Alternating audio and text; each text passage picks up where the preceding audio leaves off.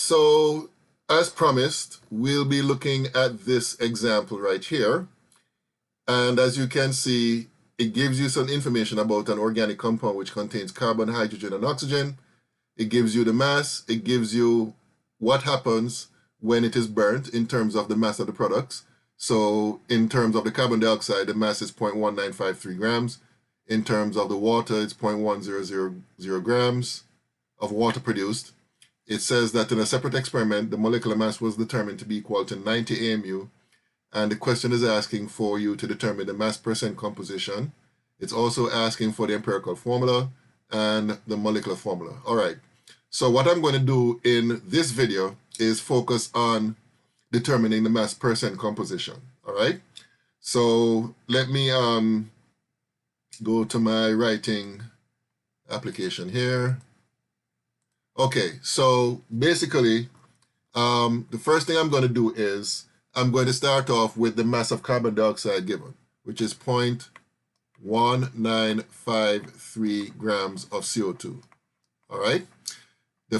And then based on that, we're going to determine the mass in grams of carbon. All right, based on the mass of the carbon dioxide that's produced. So first, I'm going to put what is given for the mass of carbon dioxide, and what I'm going to do is convert that to moles. So I'm going to put 1 mole of CO2, and down here I'm going to put the molar mass of CO2, which is 44.01 grams of CO2, all right? So that this unit cancels out with that unit. The next step is I'm going to figure out the moles of carbon in carbon dioxide. And based on the formula here, we can see that 1 mole of carbon dioxide will contain 1 mole of carbon. And that's coming directly from the formula for carbon dioxide. And then the next step is we find the mass of carbon by using the molar mass, which is 12.01 grams. All right, and that's the setup for determining the mass of carbon. So let me do the number crunching here. This is 0.1953 divided by 44.01 times 12.01. And according to my calculation here, this gives you 0.05329. Actually, this should be 30 grams of carbon. All right. Okay, so that's how we determine the mass of the carbon. And then now, in the case of water, we're going to do something similar. The mass of the water that was produced is 0.1000 grams of H2O.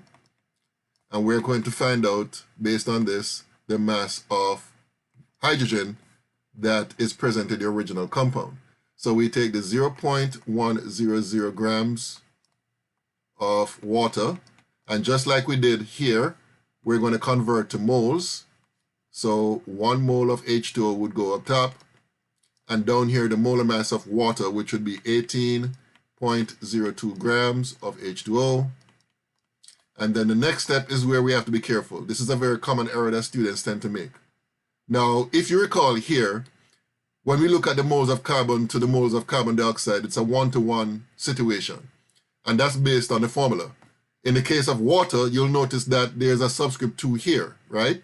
So what that tells you is that for every 1 mole of water, you have 2 moles of hydrogen, right? And let me just say, based on past experience, students tend to mess up at this point. For some reason, students tend to leave a 1 here instead of a 2 for the moles of hydrogen, all right? So please make a note of that.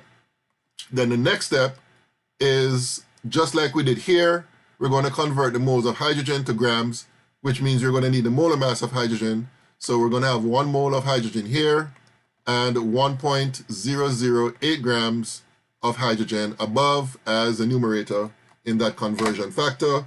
So let's do the calculation here. 0.1000 divided by 18.02 times 2 times 1.008.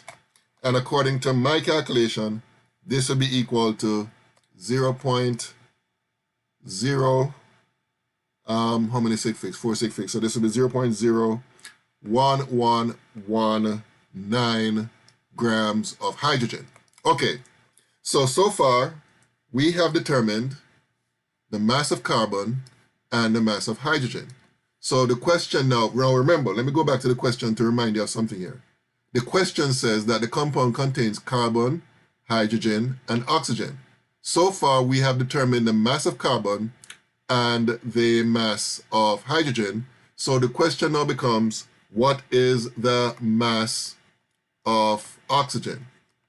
And the answer is, you have to take the total mass of the compound, which according to the question, let me go back to this, according to the question, the mass of the compound is 0.1000 grams. So basically what we're going to do is take the mass of the compound, which is 0.1000 grams, and subtract from that the total of these two, the mass of the carbon and the mass of the hydrogen.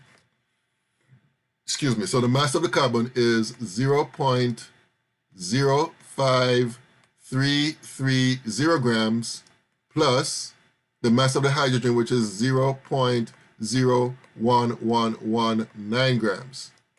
And we work that out. So let me do that here. So 0.1000 minus 0.05330 plus 0.01119.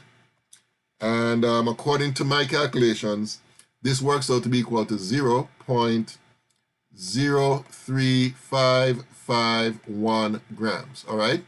So therefore, we now have the mass of the oxygen.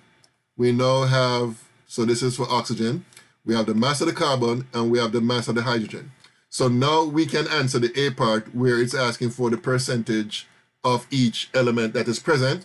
So in the case of the carbon, the percent of carbon is equal to 0.05330 grams divided by 0.1000 grams times 100%, not 1,000, I'm sorry, 100%. And so let me do that. So that's 0.05330 divided by 0.1 times 100, and that is equal to 53.30%. And then for the percent of hydrogen, that would be equal to 0.0111 grams divided by 0.1000 grams times 100%, and that is equal to 11.1, hold on, 0.0111, 11.10, well, 11 point, hold on.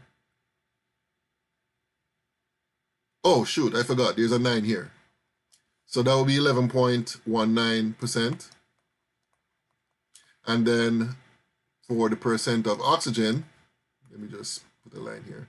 That will be equal to the mass of oxygen, which is 0.03551 grams divided by 0.1000 grams times 100%.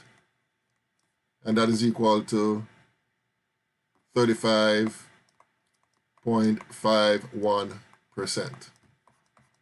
All right, so these are the answers for the A part. And again, if you remember, it said that when you add up the percentages, you should get, if not 100%, a number close to 100%. So let me just do that quick check. 53.30 plus 11.19 plus 35.51. Okay, so I got exactly 100%. So therefore, I'm pretty confident that that is correct. All right. Okay, so that's basically how the A part is done.